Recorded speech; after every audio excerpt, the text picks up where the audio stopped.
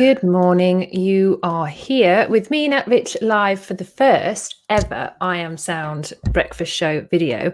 We are just figuring everything out at this end, but it's pretty much straightforward. And I did this the other day. I was so panicky and everything was just like, oh, but I'm just thinking I'm just going to wing it this morning because I'm never going to get it all right, am I? Pretty much. So as you can see this morning, I'm joined with Charles. Good morning, Charles. For some reason, I can't stop smiling like an idiot. I'm just really happy that we're here. Because you're looking at yourself. I'm looking at you now. You're looking at me. Okay, well, I'll put my microphone here so it's not too bad.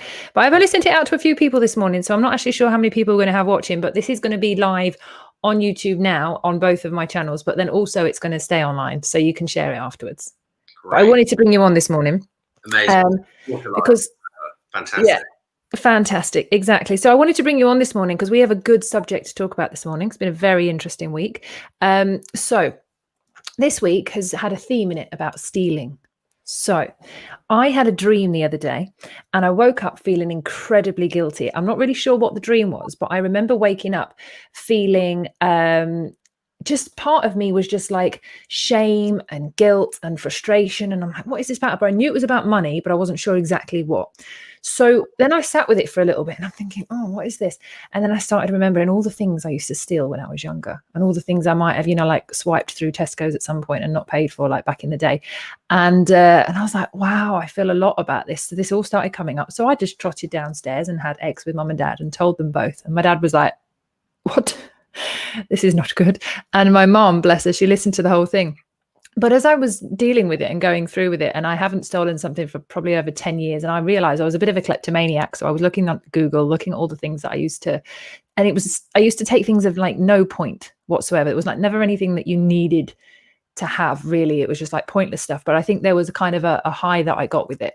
And it's not something I'm really proud of, but it's not something I feel shame for now because I'm dealing with that whole process. But I then spoke to some people that I know. And it turns out that I might not be the only tea leaf in town here because everybody is still pinching. So it's not just you and Winona Ryder now. No, what did she do? Did she steal? Busted nicking like a pair of gloves or something from a department store at the height of her thing. I didn't know that. I didn't know that.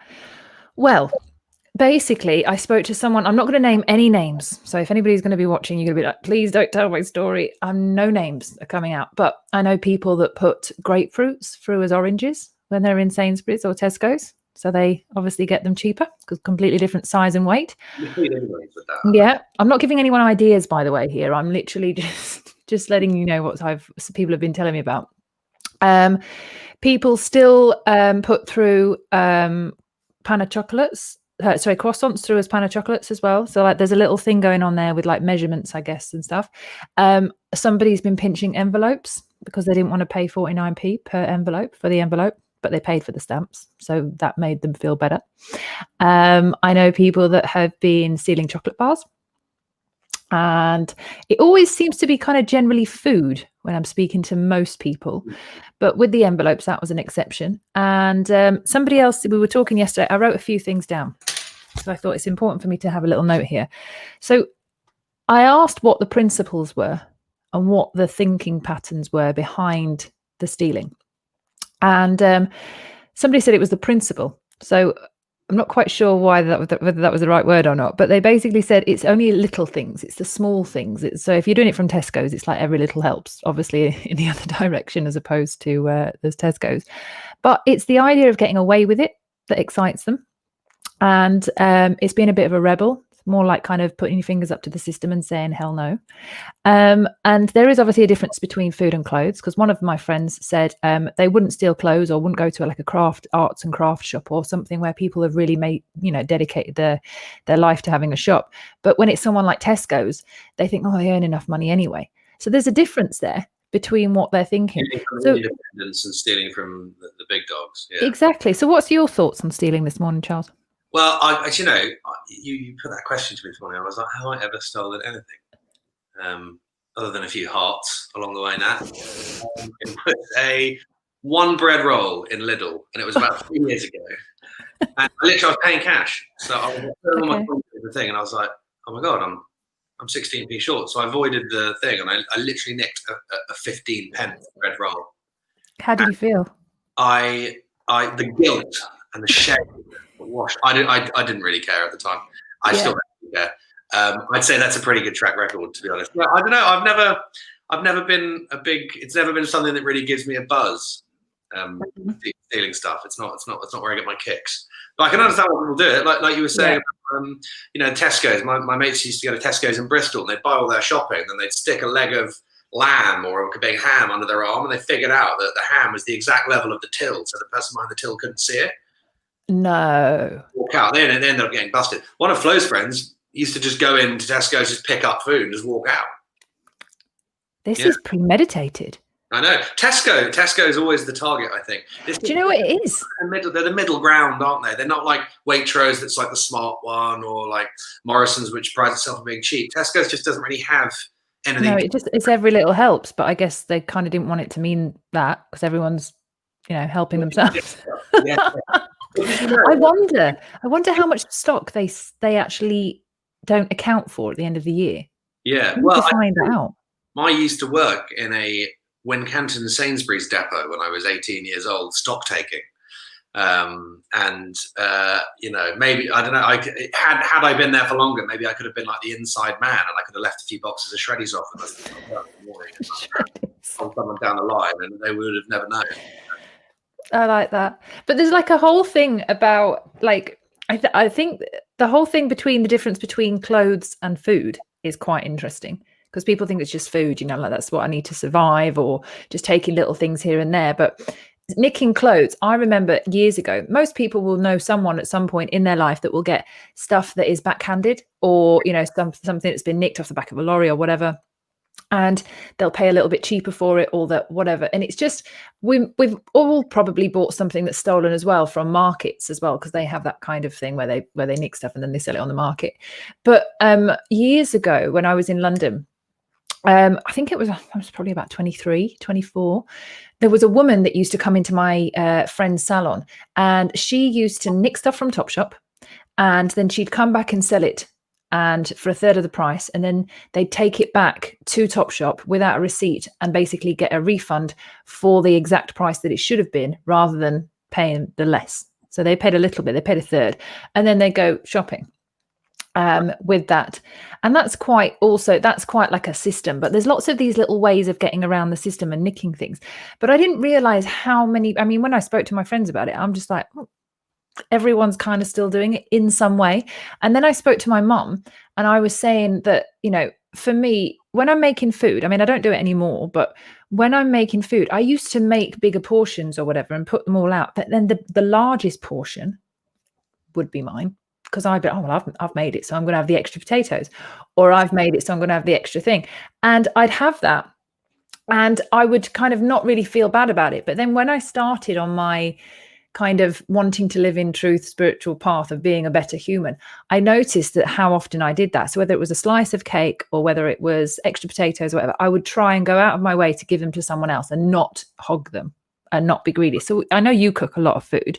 So your portions, if you make a bigger one, who gets it? Usually me, but then when I started going on this keto thing, I was making bigger portions and giving them to Flo. Right. But she's a dustbin. I she is a 12,000 calories a day, and she'd never put on weight. Yeah, that's very true. That luxury. It's always that thing. It's like you order a Domino's. You're not even that hungry. You always get the large. Yeah. Yeah. There's all these little. It's like greedy. Do you think it's greedy, or do you just think it's? What do you think that is? What makes you order the large? I think it's a fear of not having enough. That's a good one. Do you think? I think a lot of people would rather spend their money on other things as well. Not necessarily Domino's, but just in general. If you're nicking, if you're putting grapefruits through as oranges at Tesco's. Yeah.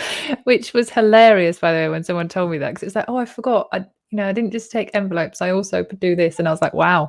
But it's funny because it's something that I think people do, and it's. When they think about the price of things, like they think this is too much, or, this is too expensive, or I'm not paying for that, because we are getting ripped off in society in many ways. So I think the every little helps line is something that people do often go, well, yeah, I'm in Tesco's, every little helps, thank you very much, and go through that process. But I remember a friend of mine, I mean, I sound like I hang around with loads of thieves. Now I'm saying it, but I love you all and you're all amazing and you're not just thieves. But everybody's got their own little way of buggering the system. But a friend of mine ages ago, I went to, what was this, Sainsbury's, and I'd had 20 quid and I went to get us some food and he came with me. And when we came out of the shop, I knew he didn't have any money. That's why I was buying food. I was making food for us both. When we came out of the shop, he said, he started eating this chicken and bacon sandwich. And I'm like, where'd you get that from? And he was like, oh, I nicked it. I was just like, why did you nick it? He went, because I wanted to. He went, I'm not even that hungry. I was like, but why did you nick it? I said, I'm literally got 20 quid's worth of food here. And he literally lived probably, I'd say, a minute and a half from the shop. So it wasn't like he had to wait a long period of time to get to the bag of food I've just bought, or that long to think, but he just wanted this sandwich. And he said, oh, it's just a habit, isn't it? It's just you nick something, you always got to nick something. And I was just like, really? And he was adamant, and he said, I don't care. I actually don't care. He says they make enough money. So he didn't get defensive about it. He was just adamant that he had no feelings about this whatsoever. And I was like, well, and I kind of do, because I'm like, well, you're going into the shop with me and I'm buying you food and you're stealing something. If you got caught. Implicating, like if he gets caught, then you're with him. You're there by association. Totally. By association. I'm like, but I'm like here with my receipt and I'm swiping my stuff through. I would drop someone at the till if they got caught for nicking. I'd be like, sorry. Yeah, see, I'm not with you on that. The thing I would have been most annoyed about as a chef myself is the fact that he was buying a sandwich 20 minutes before I was making him dinner. I know that I was actually a bit annoyed about that. I was like, what are you doing? But yeah, he was adamant, and still to this day, very adamant that that's just the way it is. And it's, I think it's also growing up in a society. He's also a bit of a, what's the word? Kind of Jack the Lad, kind of Del Boy type person. And we've all known Del Boy characters in life, haven't we? You all know someone that can get something off the back of a lorry, or something that can get something cheaper. So if you, this is a question for you. So if you could get a pair of, not that you really would get a pair of Levi jeans, I don't know if you would, if you were going to get a pair of Levi jeans and someone was like, okay, these are your Levi jeans and they've come off the back of a lorry, or these are the ones at the normal price, what would you pay? Well, I mean, you're not hurting Levi's, because Levi's sold them to someone. I'm not hurting Levi's. I like a pair of 501s. I haven't seen them for years, 501s, but yeah. There's a great episode, actually. This is a bit of a segue. There's a great episode of The World According to Jeff Goldblum about denim. It's absolutely fascinating. At any one time, over 50% of the entire world's population are wearing denim. Wow. I guess that's true. Yeah, that is true, because I've got my denim jacket. Yeah, but I think of that just don't have options. Do you know what I mean? Yeah. My mum bought us a housewarming present the other week. She turned up with a set of pots and pans, these amazing Swiss-made pots and pans, and she gave them to me. She didn't realise inside the box each pan had its own individual price tag. Oh wow! Really smart, and they totaled up to about £1,600 of pots and pans.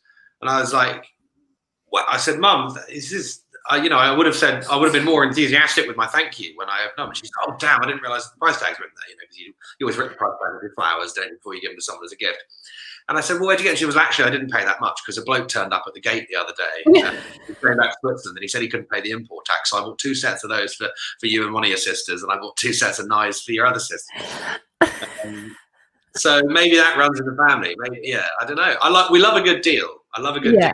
A good deal. My dad loves a good deal, but when I was talking about this the other day, my dad was like, oh, I can't believe it. He cannot remember a time when he either took anything or snuck past anything in any way, shape or form.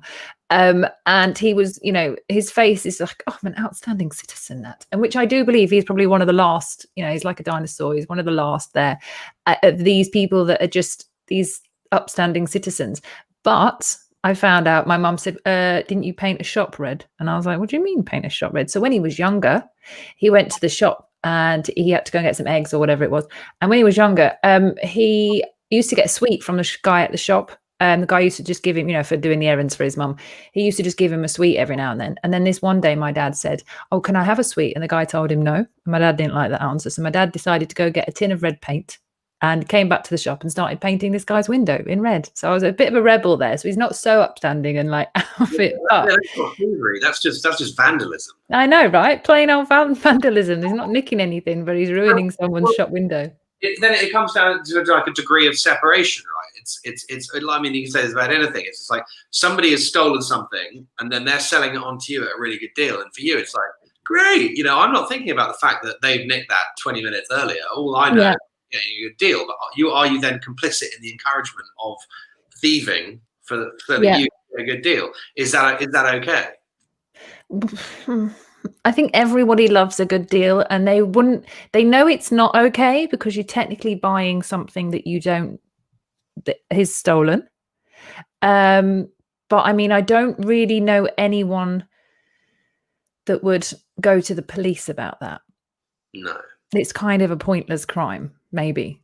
Yeah. Maybe we're going to get done for doing this video. Maybe just for being our genuine, honest human selves. We might get done for, what did you nick? A bread roll. But isn't it like they can't catch you or something because you weren't on camera? I don't know. I don't know the laws. We are now. When you nicked it. It's going to be there permanently. Right. So this also ties into honesty and lying. And kind of what's a white lie, what's a normal lie. And somebody said the other day about fibbing, and I'd forgotten that even that word existed when you tell a fib. And that's just a little lie, which is quite cute. A little white lie. But I made a commitment to myself on my spiritual path. I wanted to live in absolute honesty. And I remember saying, right, no more lies, no exaggeration, none of this stuff. I am going to be as truthful as I can be. And then a friend of mine at the time, she came out of her room and she had this dress on, and she said, "Oh, do you like this dress?" And I didn't like the dress. She looked like an idiot. Yeah, I was just like, nah, surely you've got something better. I said, that looks horrible. Not realizing that you can deliver your truth in a nice way. I just cut it out. We still haven't spoken since. She was absolutely gutted that I was that. She said I was rude, and I was just like, but I didn't realize there was, I think, she also was a little bit of a larger lady. So I think there was other things wrapped up in that. But she was so annoyed with me. And she wasn't a really amazing friend, but we still haven't spoken since, which is a bit of a sad time. And then I realized very, very quickly on this path to truth is that there is a way to deliver your truth. There's a way to deliver your honesty. And it's not like cutthroat. And when people say, I'm watching this thing at the moment on Netflix, it's called Selling Sunset, complete trash TV, bit like like Kardashian kind of esque style. That like LA estate agent thing. Yes, yeah, I got a trailer for that the other day. Yeah, well, I've been watching it, and I'm actually in like season 3. I've been loving it. But there's a girl on there who's a bit feisty, and she keeps saying, "Well, I'm telling you my truth. That's what I'm doing." But it's like, no, you're being a bitch. Like just because you're telling your truth does not mean you are a nice person. You're truly an arsehole. Yeah, it's how you deliver your truth and how you show up in that moment is the importance. And a lot of people, I think, because if they tell their truth, they think that that's enough. And there's an art to telling your truth. And if you're going to say one, you have to understand the lot and being honest and stuff. But a lot of people, nobody would put on their Facebook status that they've taken, put grapefruits through as oranges in Tesco's. Nobody would actually do that because you don't really want anyone to know. So you do know you're dishonest and you're not really telling anyone. So it's kind of like, I wonder how many people really steal out there, because it's not something you discuss at a dinner party, is it? So, I mean, where's the line in the sand with that then? Like withholding certain truths, is that tantamount to lying? Because you haven't been asked a direct question and you haven't told someone the opposite of the truth. You're just not saying anything. So you're saying if nobody actually asks you. Yeah, I mean, you could, like with your friend who came out in the dress, you could ignored the question and walked off. I wish I had. That would have been awkward, but you know what I mean? Like, yeah. Well, she asked, I delivered it. Politicians, they get asked a question and they just talk about something entirely different. Yeah, and they swerve it and they're like, okay. And you're like, okay. So they know that they can't lie on that one. But I guess if no one is there to ask you what you did, you're not technically lying. But if it's that shame and that guilt that you feel around it, that's something that you need to figure out how to work with, right? Like my mate literally doesn't care. That's the way it is. Like he doesn't have any shame and guilt about it, so that's fine for him. Yeah. But then if let me think about this, because I said this the other day with someone about we were actually talking about a slightly different subject, and they said, oh, I just don't care. And I said, yeah, but would you tell your boyfriend and your mum? She says, no. I was just like, so you do care, you just don't know, you just don't want to like air it. There's a thing there where you will tell yourself continuously that it's okay, it's fine, and it's not a problem. But obviously there's certain people you wouldn't want to know these things. So you do actually care because you're trying. Like my friend used to say to me, the same person who nicked the the chicken and bacon sandwich from the shop, said to me, the only reason you lie is because you're a control freak. And I was like, what do you mean? And he's like, well, if someone lies, you're lying because you're trying to control how the other person sees you. You don't want them to think bad of you, so you lie. And I was like, oh wow. And it is true. And I was trying to think of all these different circumstances. So we were talking about lying in quite depth there, and I thought, you're right, you don't want somebody to judge you on your behavior or your actions, so you do lie. You don't want to, and you don't want to deal with the ramifications of that as well. Like if you've murdered someone, you don't want to go to prison, so you lie. And you don't want, and it's who's asking, whether you're willing to tell the truth, whether you actually care or not, what it is you've stolen. There's so many factors into this dishonesty. Like some people will say that they're an upstanding citizen, but then they'll go into work, half an hour late, and they'll say, oh, sorry, traffic. And you're like, really? Is it not just because you were on the gear last night and you didn't get up early enough? Or is it, were you actually in the traffic? So then they wouldn't necessarily see that as a proper lie. They'd see that as a white lie. Yeah. And yeah, it's like a fib. It's like a little. I love that word, fib. I'm going to use it quite a lot. Fib. But I think that there's like, if you're going to make a commitment to yourself, especially like spiritually, personal development, living in truth, all of that, all of these little stones need to be turned and have a look at, because there's kind of a staggered, he's an absolute liar, no one wants to be lied to, but then you'll lie to your boss about why you're late from work, or you'll lie to your wife about why you did something just because you don't want her to kick off in some way. So there's lies everywhere, but everybody's got their own set of rules and morals. They're very complicated. Did I show you, I read you that, did I even show you when you were down the other day, the two pictures in our room, truth and falsehood? No, but you have explained it on the radio before, so go for it. Tell me. Yeah, it's really interesting. Lies are extremely complicated because you have to be really, really good at it. Because once you tell one, it snowballs, and you have to like build up this, this sort of amazing, intricate web of false innuendo around it, so that no one can pick it apart, and it's exhausting. Whereas, so I'm really terrible at it. Yeah, I'm really terrible at it. I can't help but laugh if I'm trying to lie or fib. Fib. But yeah, with truth, the truth stands alone. You don't. When you do, it just is. It is what it is, and there's nothing you can do, to pull the rug out from underneath it, because it is what it is. Interesting, because the lies so people like lies. People like the sort of that web of sort of mistrust. Like Winston Churchill said, a lie gets halfway around the world before the truth has a chance to put its pants on. It immediately flies out like that, and suddenly it's everywhere. Yeah, and it is. All the truth can do is be like, well, no, that's not the way it is. But often, because the lie is so complicated, and there's so much more information built into the lie, people start believing the lie over the truth, because the truth is simple. The truth is very simple. It's also very painful, but it's really quick. Exactly. Yeah. It's always quick. And that's something's going on outside. Don't know if you can hear that or not, but we have outside noise. But it's basically sorry, somebody's just texted me in an example of a lie here. So we've got one of the listeners, and I'm just going to say, can I share this on the show? I'm going to ask because it's quite a good one.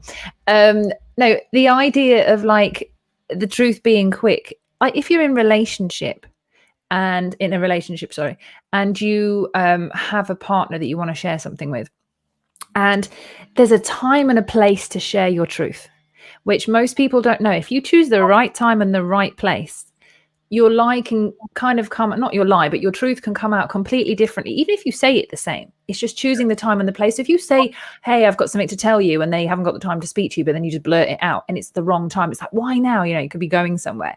That in itself adds more pressure on, and adds a lot of pressure on the top. And you just think it's unnecessary. If you'd have chosen the right time and the right place, it'd have been an easier conversation. So there's a whole setup to not only why you're lying, but also when you're telling the truth, doing it cleverly is a way. Telling, yeah. Yeah, exactly. There's an art to it, basically. But I don't know. There's a lot people always lie. You know, that guy in COVID that he said, what was his name? The guy, wasn't he a politician or something that ended up going to sleep with his mistress or something during the lockdown? And he was the one that was telling us not to go outside. And then he went and, you know, because he was in an open relationship, he went and met his other partner. And like, you know, you can't lie about it. You've got to be honest. But like the whole nation now knows that this dude's in an open relationship and, you know, went to sleep with his other partner. And that's, you know, so it's these things that, do you really want the whole nation to know? Most people would have lied about that and come up with some other excuse. But he was just like, yeah, this is what I did. It's easier. It's definitely easier. I mean, they always find out with politicians as well. Like being a public figure. Yeah. It's, you know, they've got all that history. Like, you know, like David Cameron having sex with a pig's head. I know. Have you seen Black Mirror? We've all been there now. Okay, we've all been there. I hope not. So my friend messaged me, and so there's no names on this. It basically said, this is a tiny story of mine. I was in Ibiza one day, and this guy came to me with a big steak. And after he cooked it, he was just like, want to try it? It was a really good steak. He said, I stole it from Lidl's, and he was proud about it. Then another friend of his was like, damn, he's a really nice man, that guy, Nick. And he said, my jaw dropped at this.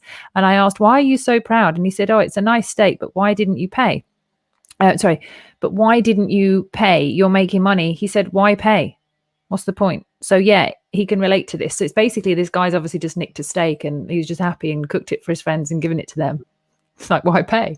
But I guess some people just, you know, if you're also doing something good with what you've stolen, some people think of it's like the Robin Hood, you know, Robin Hood complex, taking it from the rich and giving it to the poor. Yeah. Like there's the whole story around that of just pinching and being good with what you've pinched. So what are your thoughts on that, the Robin Hood side of it? I don't think nicking a steak from Lidl is very Robin Hood. I just think it's cheap. You know, I quite like Lidl. I think do you know, I really like Lidl. When I was in Ibiza, I was like, this is my favorite supermarket. And if I was having to go food shopping here, because the fridge is always full, because that's what my mum and dad do. Thank you, mum and dad, if you're watching. But if I was going shopping, I love Lidl. Well, it was funny, actually. It's tying in Lidl and stealing. Again, not the bread roll. But I remember going to Lidl when I was doing the crew catering for Noisily. And yeah, went up to the till and I paid for everything. And I pulled it and they were like, that's £55, sir. And I was like, I said to my mate Angus, the site manager, I was like, they've made a mistake. Walk away from the till. Because it was just so cheap. And I think, like, if it's a clerical error, yeah, it's like, you know, we've all been there. We've all been there when someone's been like, I think they've undercharged us. Yeah. It's like, and in that instance, you're like, well, not my fault. I must admit, I've done that as well before. Yeah. Yeah, but it's like, wasn't there a rule in the bank with the banking that if they put money into your account by mistake, you could spend it? There's now a law against that. If you have money in your account and it's not yours, you're not allowed to spend it, because you need to be the responsible citizen and you need to have a look in your bank account to make sure what's there and what's not. But it used to be, if someone paid you legally, you didn't have to give it back. So I remember working at Ventura, which was a call center years ago, and they overpaid us. It was like 500 quid or something. And that's how I found that out. One of the guys who was an absolute fraudster, he knew all these little tidbits of information of like keeping himself outside the system. Ventura find out? No, they found out, and they basically they said to us that they needed the money back, or they were going to knock it off the next time we got paid. Yeah. So you're like, okay, cool, but nobody really, you know, could do anything about it. But I remember him saying at that time, well, legally we don't have to pay it back, and he showed me and went through all this system, and I was like, wow. And because there's a lot of things like that we don't know. And I think the other one, I don't know if I should say this or not, but isn't it when I think it's when you're driving a car or whatever, if the police stop you and you don't tell them what your name is, they cannot prosecute you. Sorry, they cannot continue with you. They can't. There's something about it. Is because if you say what your name is, you're identifying yourself in the situation. If you don't tell them your name, you can't be held accountable for whatever it is, which is why you get some silly young idiots going, I'm not telling you. But most people just go, yeah, my name's whatever. But if you don't tell them what your name is, there's some law, because apparently it's to do with the courts. When you get a birth certificate when you're younger, that certificate of the state actually is, you know, you've got a birth certificate, it means you're technically owned by the state. So when you have a birth certificate with your name on it, you're actually not your parents. That's why your parents are called parents, because they're renting you from the state, which is really bizarre. But there's a whole other Fathom story about that. So when I found that out, I was just like, oh, this is not good. But that's when you got birth certificate. Parents, because it comes from Latin parentis. Yeah. So okay, that's very yeah. Interesting. Yeah. So my name legally by deed poll. Deed poll isn't. Deed poll's a separate thing. It's not government. I don't think is deed poll government run. I don't know. Because you changed your name, didn't you? I did change my name. Your name is not actually Charles Canon Ordelio, by the way, which is what is on the screen right now. That was just Charles being fancy. I'm in Eastbourne for a wedding this weekend, and we're so close to the continent. I just felt a little bit Iberian. So that is something. Yeah, I love that. That's something you would do. No, Charles's name is Charles. It was Charles Canon, and now it's Charles Canon Audley. It was Charles Audley. Charles Audley, and now it's Charles Audley. Canon Audley. Yeah, I'm not making my wife give up her surname. So yeah. Let's get a double Basler, Love that you just created a double barrel. Why not? Yeah, and then it can be Ryder, Canon, Audley. A few years ago to change it to Charles Edward Laurent Vincenzo von Audley. But then I found out if you change it twice on deed poll, you automatically get put on the terrorist register. So that you get flagged as a terror hazard. And so if I'd gone through, would have been got off on my family holidays with Flo and Ryder. And yeah, wouldn't have been good. Cavity search long and hard. No. That would not have been a good option. I don't know what I'd change my name to if I wanted to change it. Sassy Biatch is my pretend name. Sassy Biatch. So that's what I book tables under. So when Open Table messaged me, it's Sassy Biatch. And then when I went, so the first time I ever did it, I was in Amsterdam and I booked this table and I was like, yeah, my name's Sassy Biatch. And she's like, really? I was like, yeah. And she's like, okay. And then when I got there, she's like, oh my God, your name's amazing. Is it really Sassy Biatch? And my friends were laughing. I was like, yes. And she's like, oh God. And then it's funny because my friend, one of the investors I've got said to me, I'd seen this, let's see if it's in here actually. I don't know where it is. I've got like a looking glass. And I bought it. It's like a jade looking glass that day because it was just really unusual. And I had that and my friend had forgot his glasses. So I pulled out my looking glass and given it. And this gay guy walked past. He's like, that's so Sassy Biatch. That's so something Sassy would do because I had this lovely little looking glass and I just looked like a bit of a twat really. But yeah, it went with the name. But I do love the idea of an alter ego, like a different name. Like I got my first Hotmail account in 1997. Like what was yours? 23. Mine is really, really sad. Actually. What was it? It was Quadder 30 because I was really into quad bikes, but I didn't spell Quadder right. So it was actually a single D, so it was Quader 30. So, and the thing is, there's 29 other Quaders. Like, I'm not even the first loser to come up with this name when I was like 11 years old. I was big into quad bikes, in my defense. Oh my goodness! But yeah, that was sad time. Do you know what mine was? So mine was terrible, but it actually got me to London, and I'll tell you this little story. So my first Hotmail account was Nutty Tart 84 and at hotmail.com, which is no longer there. But I remember when I was on a chat room, I think it was like I don't know what chat room, it was on a chat room somehow. I was 20 or 19 or 20 and I was on this chat room and it was for promotional work and stuff in London and modeling and whatnot, and Stuck for Staff was the chat room that I was on. I was chatting to people and I said, oh, what would it be like to live in London? Because I was thinking about like possibly moving there. And the owner of the chat room who owns Stuck for Staff ended up being my landlord, but he sent a message saying, hey, Nutty Tart 84, we need another one of those in London. I have a spare room. Why didn't you have a look at it? And that was how I ended up moving to London, because he liked my email address. So my Nutty Tart, which is what I was before I moved to London, probably still was, and maybe still am sometimes. But that got me to London, my Nutty Tart email address. Well, he got me a discount on a new Kawasaki Bayou 220 when I was about 17. I've got some messages here. I've got some comments in the thing, which is great because I've got this whole screen where I can like do stuff while there's comments and stuff, which is amazing. Okay, so Adnan says good morning, and yes, so I have named this the Talkwards, so it's awkward talks about things that matter. So thank you. And then we've got Adam from Plight Club, which is amazing. We're going to get Adam on with you at some point, Charles, because I think you two are going to have a really good conversation. So Adam said, loving the discussion. The first rule of Plight Club is you do talk about this. So it's wicked to see and hear you as always. Loving your work. Thank you very much. And then we've got another message, and he has actually said nicking the steak. So this is Adam talking to the other comment that we had earlier. So nicking the steak, huh? Is this the steak nicker? No. He's just making a comment. In the chat. No. he's just making a comment on it, and he's just put nicking the stake regarding Robin Hood. There's a point, but without people taking responsibility for their actions or feeling like I don't need to pay, where does it stop? Very good question. Society needs individuals to feel responsible for not doing harm to others. Oh, I love that. Very true. The society does need to regulate itself, because at the moment it's not being. Yeah, we've got to decentralize the regulation. Let's Yeah. have our own personal blockchains and just all be responsible and don't be. I really think we should be. I was thinking about that with the blockchain and stuff, with what I wanted to do with the charity aspect, is having, when we do They Are Sound. So we've got I Am Sound is personal development. We Are Sound is the corporate version of what we do, which is the course that we're building. And They Are Sound is the charity angle of how we give back from our projects. And They Are Sound, I wanted to create a charity project, and it's just a fund. It's not particular to anything. It can be a fund that we can use and see fit as we go along. But to create that fund, it would be put on the blockchain. So it's actually something where even if you paid £10 into it, and you can track that of where that's spent and where that goes. Even if it went to somebody, buying a sandwich at a charity somewhere later, at least you know your money, where your money went and what actually, happened with it. Because at the moment, there's so many charities around there.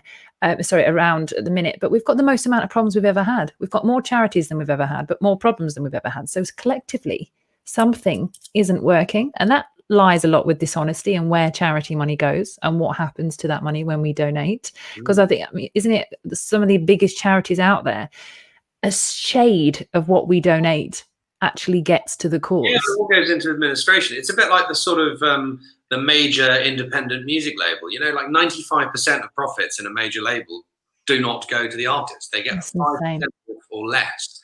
Yeah.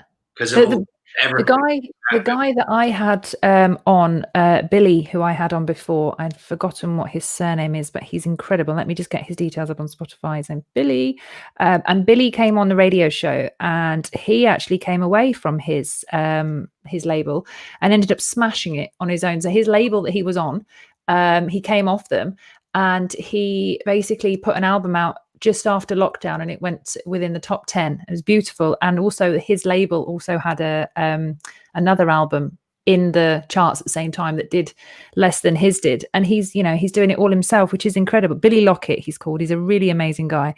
And he came away from the whole label thing because it is a joke. Why these middlemen out there are part of the reason that people do nick things, because they're just like, the world's getting screwed over.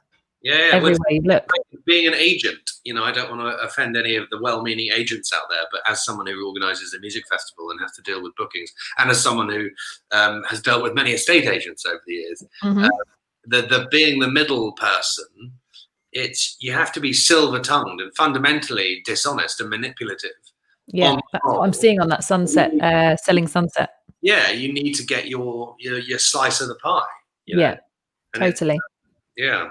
But it's all those, it's all of these things that are built into our system. And because people say to me, oh, the system's broken. It's not broken. It's just not designed for everyone to thrive. It works perfectly for those at the top and those that know how to play the game.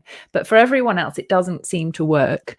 But that's because it was never meant to. And this is a lot of people, if they really understood economics and finance, and they understood the way of the world and what they needed to do, they'd see that they've been taught the wrong education, and they'd change their mindset and join in and actually start to play the game properly.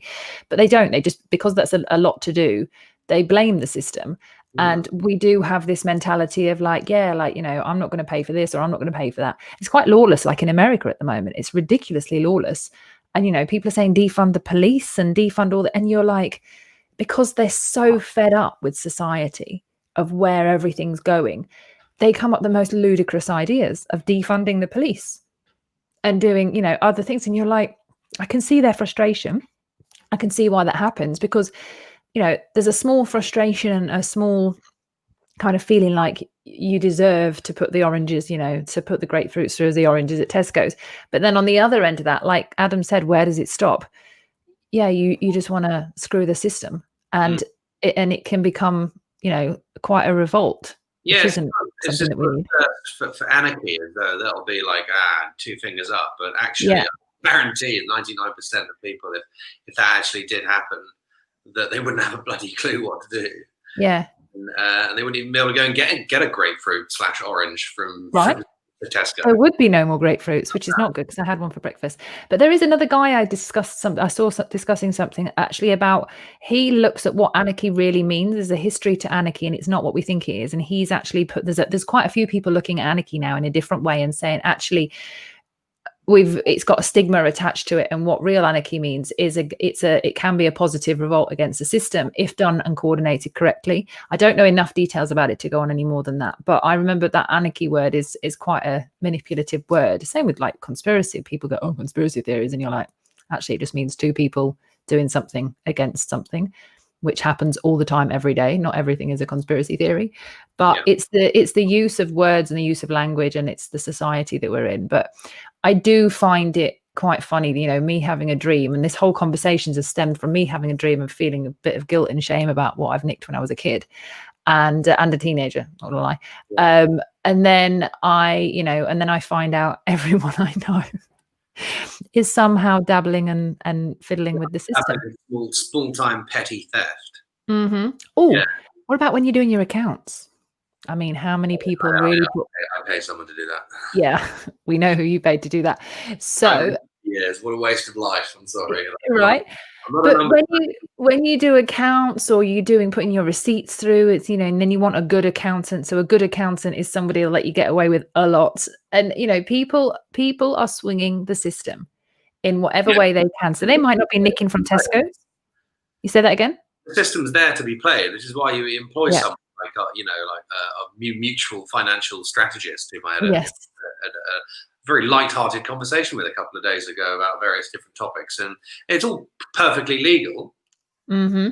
It has to be. Like, there's no way that they could operate on the other side of the law, but there's ways of intelligently working with the system that you've got to, and that's the thing, is like, if you are intelligent, like like you said, like the system is you can do very, very, very well out of it. Mm-hmm.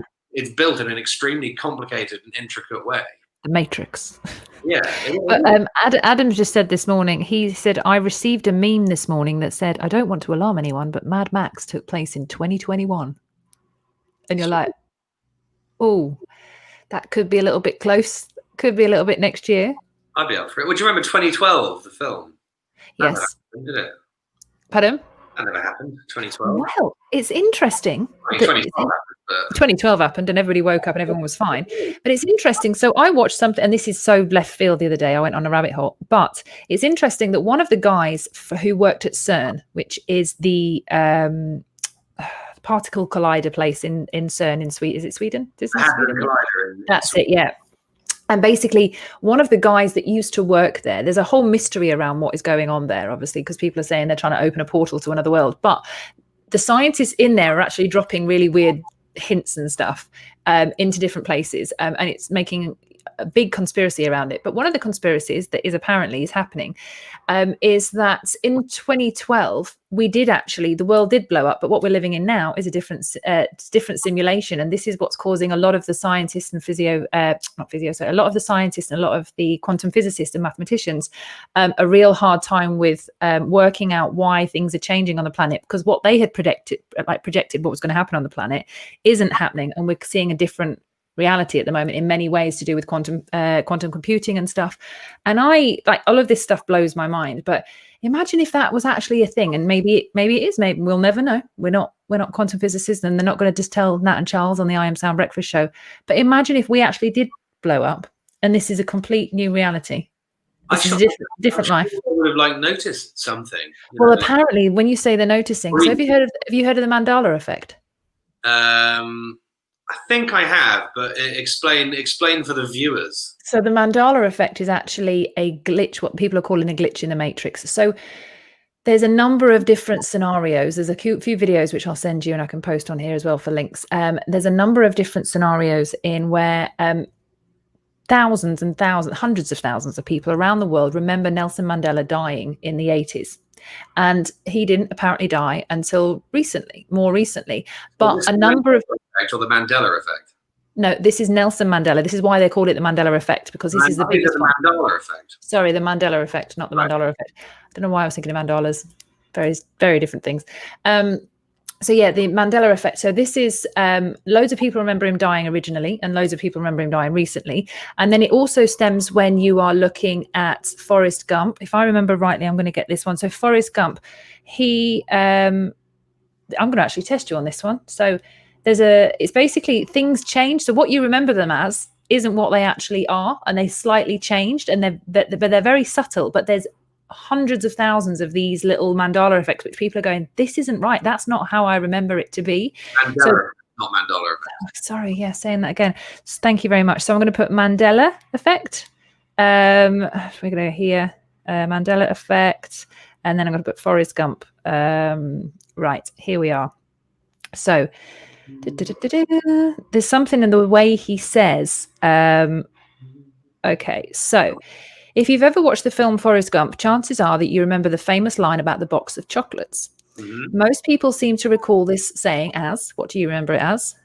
Mummy used to say life was like a box of chocolates. But in reality, the film Tom Hanks actually says, in the film, he actually says life was like a box of chocolates. But everybody remember him saying life was like a box of chocolates. But the difference in the words is just a very small difference, but everybody around the whole world remembers it as like. Now there's films that have changed. There's people who have won awards that are living now, when everybody remembers them winning awards and saying ridiculous speeches, and the person's living now and they're like, I never won an award, that never happened. But there's so many people now realizing that there hasn't been some kind of shift in something, because there's too many of these changes for it to not be something. Michael Caine, when everyone thinks Michael Caine said not a lot of people know that. Yeah, and what? He didn't say that. Who said it? I don't know, but he didn't. And people always think Michael Caine. So not a lot of people know that, but it wasn't.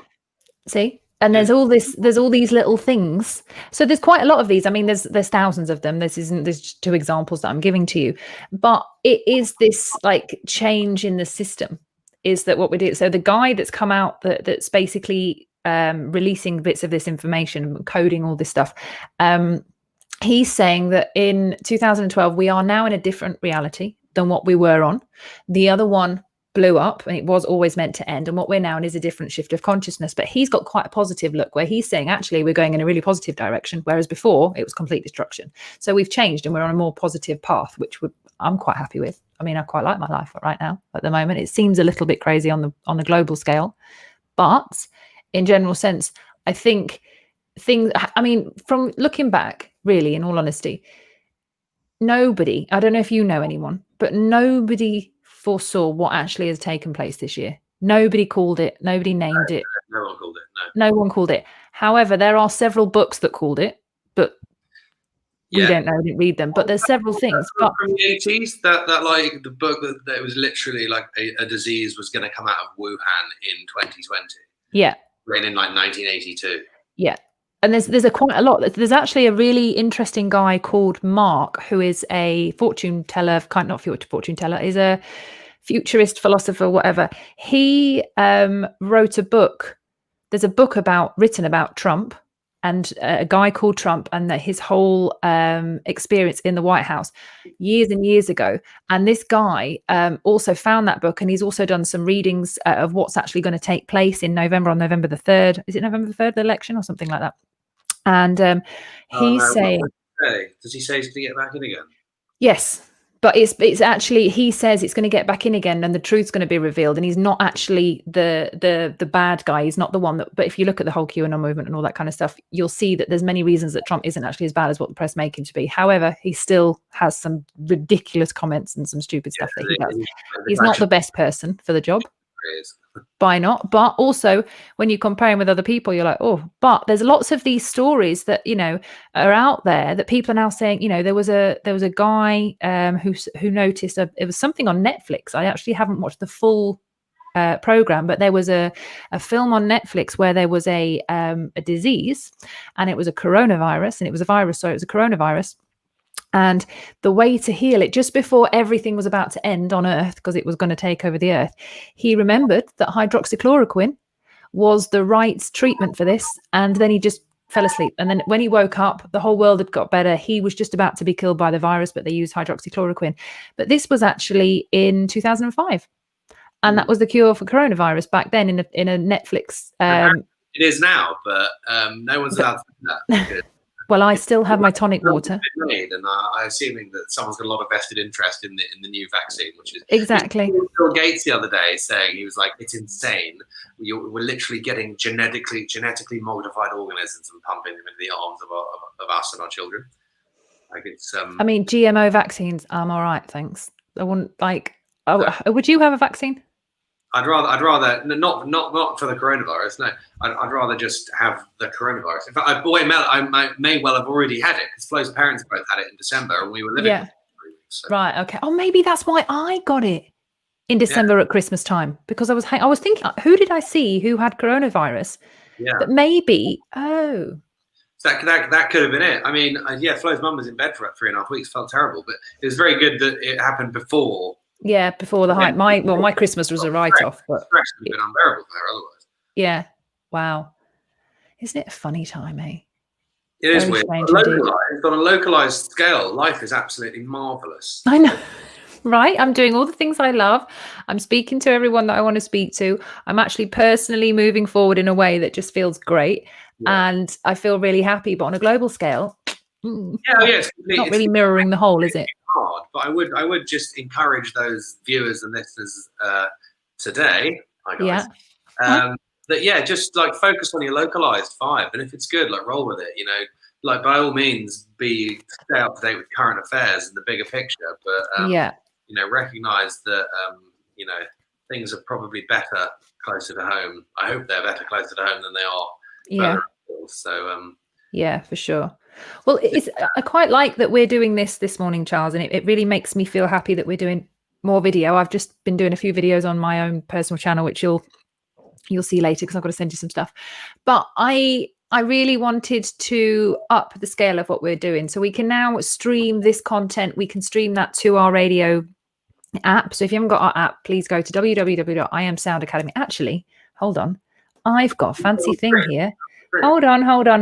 I've got a way of just going, da-da. Oh, no, not that one. That's the wrong one. Yeah, there we go.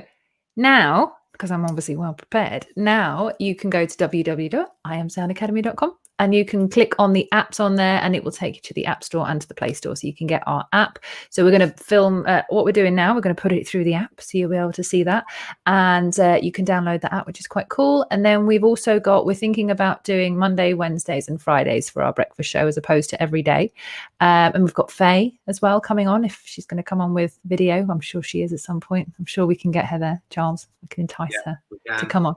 Yeah, slowly but surely. But I think video is a better format for us. And I have to say, you did spring this on me now. Like, I don't have the right lighting set up. I need to get my hair done. No, you did say, you were like, oh my God, it's going to take me 30 seconds longer to get ready. And here we are. But I think video is a better format, and it gives us a greater range of doing different things. And then I can bring in stuff like this, and then look, boom, boom, da-da-da. If you want to email me, da-da-da-da. And guess what? We are not on social media. So I've made all these little things. That's great. Isn't it good? I've been so good. And then look, I've got a little logo in the corner so you can put that there, or I can bring it back. I'm so clever. And then, and if you want to... I'm so clever. I've learned all of this thanks to Dan and Bryony, that are interns that are working with us, which are amazing.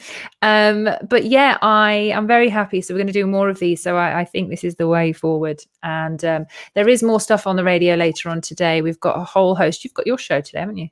I do, yes. Yeah. 1 till 2, I believe. It's 1 till 2. I hope so. Well, let me just check. It should be the time that we've put it on. I should be more organised in this, actually. I should have a whole list in front of me. We run today simply because we've got wedding stuff to do. Oh, no worries. That's absolutely fine. It was excellent. So you what? Sorry. The last show was excellent. So it'll just be people can enjoy an hour of techno. Just be amazing. So the show we've got you what?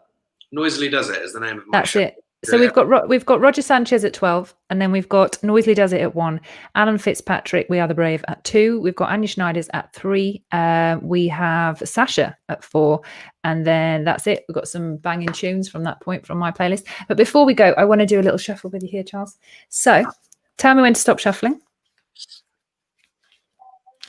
Stop. Not very good at shuffling. These are the cards from my accountant, who's amazing, and he's very spiritually minded and made these cards, and they're truth cards. So I'm going to split it in the middle. And do you want my left or my right? I will take the right because the left ain't right. Okay. And do you want the top or the bottom? I'll go on top this time. You'll go on top. Okay. Ooh, abundance. So for everyone today, we're going to have some abundance. So abundance, there is more than enough. You are okay. Enjoy what you have. Know that good will come your way because you're blessed, Charles. Allow for new ideas. There are many ways to heal.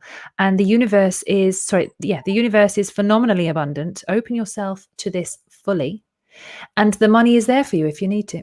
So know this and embrace all possibilities. Go with faith. Done. Love that. Right?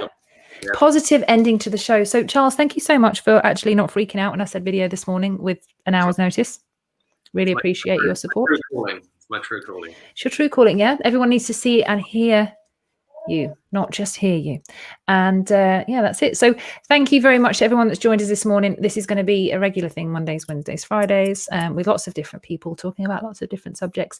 But if you haven't already, please, can you subscribe to our YouTube channel? Because the more subscribers we get, we need 100 to be able to say youtube.com/I am Sound Media, because otherwise it's just a random loads of letters and numbers and it doesn't really make sense. So for branding purposes, please subscribe. That's all. Have a great day. Great. Love you all. And yes, I will ring you after this show, Charles. And everybody else, ciao for now.